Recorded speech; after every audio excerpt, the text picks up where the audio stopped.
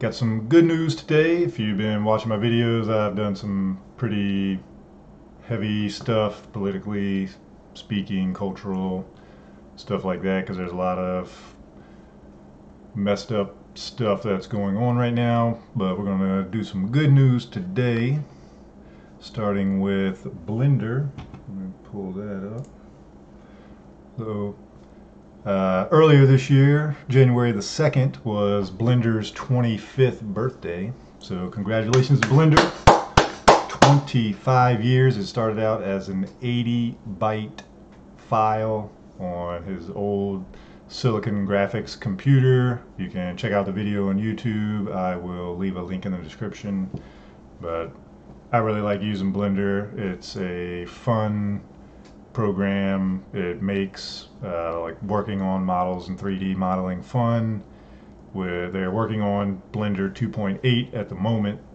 That's going to implement more functionality with 2D stuff.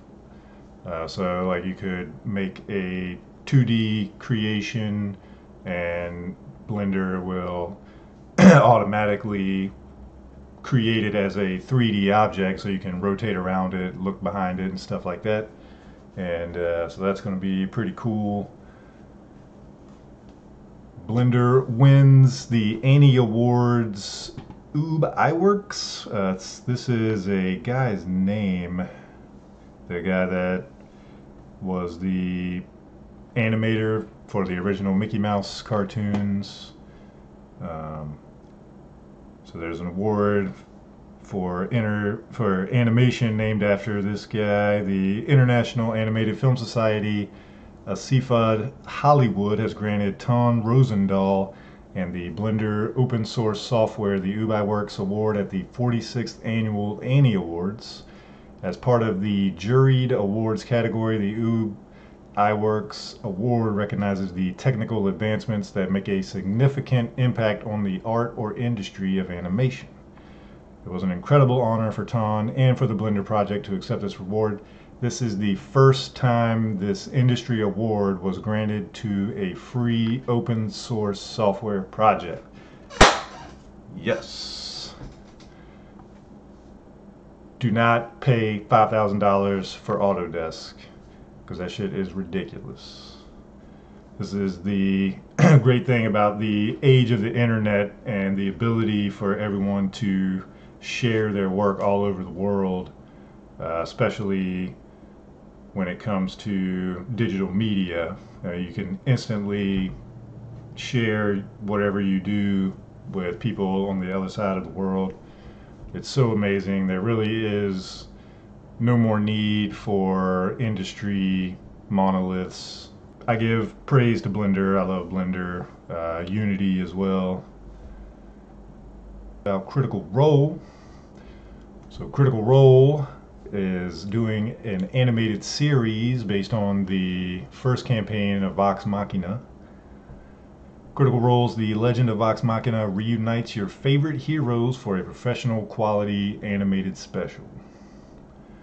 You can see they're already over 10 times what their goal was. They're still 5 days before the deadline. This is the Kickstarter page. You can see the group. Here's all the different characters: Pike, Keyleth, Percy, Grog, Scanlan, Vex, and Vex. Gives the background story for the group. Talks about the show still going into their second season. The first season had like 120 episodes. They're already almost up to 60 in the new season for the Mighty Nine. I like Critical Role. Unfortunately, they did not respond to my email that I sent, but I feel like they appreciate the 2D stuff more than the 3D. It's a little more personal, I think, even though, you know, the 3D stuff is still made by people.